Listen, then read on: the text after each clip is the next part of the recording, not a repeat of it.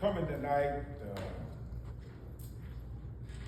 the book of Hosea, and it's a love story. It has all the ingredients of what a true love story is. Go through these things in life. So we're gonna go to chapter 3, Hosea, and start at verse 1. He says, "Then said the Lord unto me, though ye love a woman beloved of her friend, yet an adulteress, according to the love of the Lord for the children of Israel, who look to other gods and love pleasure of wine." The book of Hosea was a minister in the northern part of Ephraim, sent by God, and God had gave Hosea a command, said, "Go find a wife." And he found the wife, and I know we know the story. We know the story of Hosea and his wife Gomer. Now Gomer was not your everyday wife.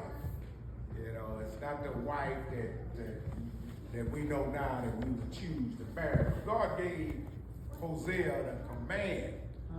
And that command said, "Go get a wife, find yourself a wife," and he put Hosea in his life.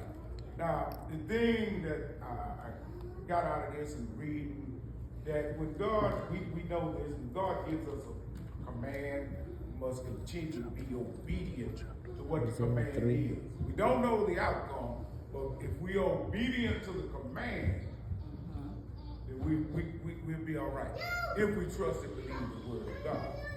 Now, coming in first, and Hosea being a minister, now in Ephraim, where he was stationed at, they were enjoying the good times outwardly, like we are. You know, we enjoy our good times. We do things that we enjoy on the fleshly side. But there was a morality thing going on. The morality of this, of what was going on at that time, was God didn't. It wasn't pleasing to God. All right. It wasn't. It was a moral corruption, and it was spiritual adultery. Now, when I read that, I thought, okay, where we going here? Spiritual adultery.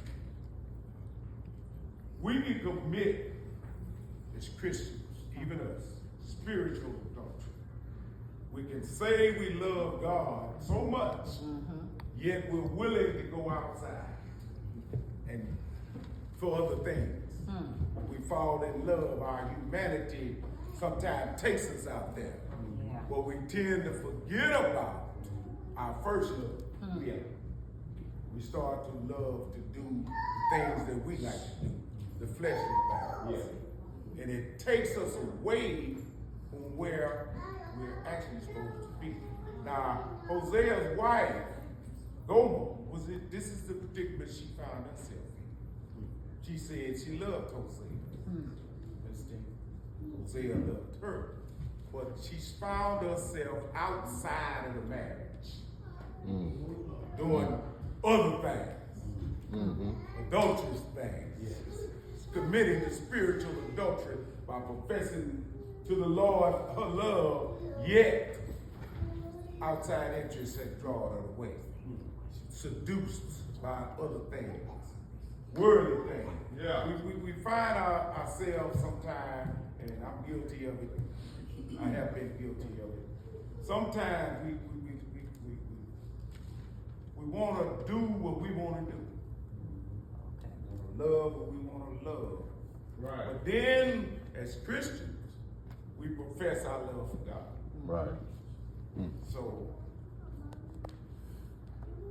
you can't have it both ways.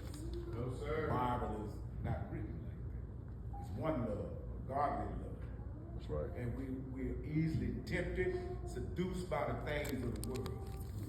We want the recognition, we want the prestige, we want the power.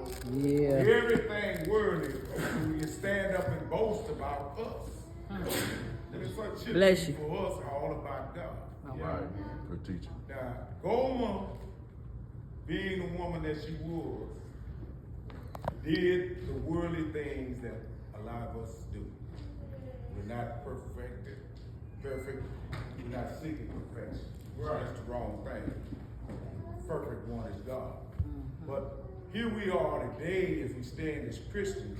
All these things actually take away from our Christian life. That's the realization.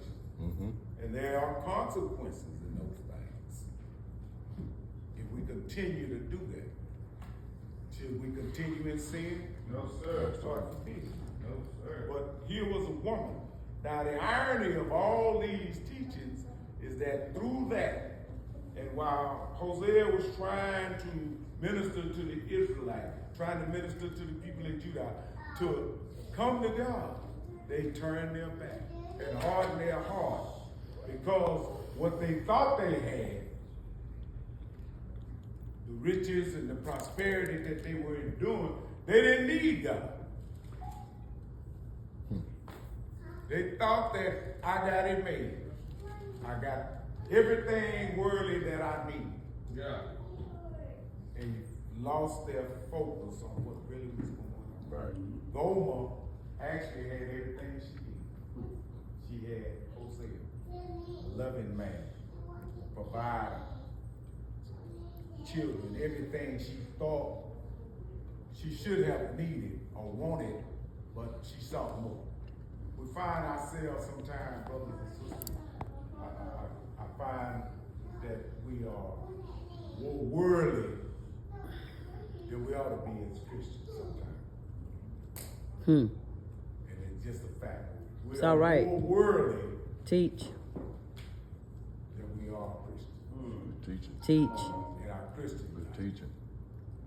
And it takes away, the realization is, even though we come Sunday or Tuesday, it actually takes away when we start to step away. I won't come today, or I won't come Sunday. I've got something else to do.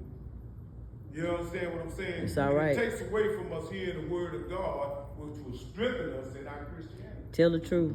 We have to be real about to ourselves and true to ourselves about what we really want as a Christian. You taking questions right No. now? Okay. Yeah. Okay, Floyd. I'm sorry. No. You're not taking questions. No. Go ahead. Okay, because I want to ask a question about that. And it's for myself. So as a believer and as a Christian, I do have some worldly friends. But the Bible do tell us to enjoy ourselves. Don't just like walk around like we just holy. We don't do no wrong. We just all Christ. So I know you have to be careful, especially when you're in a position as a preacher, as a deacon, and even as a believer, to watch how you carry yourself. But that, I don't think that should mean that you couldn't hang out with your word friends. Do you see any, for your? And that's a good question. See, the thing that's going on here is that those things are taken away from Christ. When those things start to take you away from Christ, when you start to harden your heart towards Christ, when you start to turn like they turn their back on it. No, it didn't say anything about not enjoying our humanity here. Right. But like everything else, there are limits.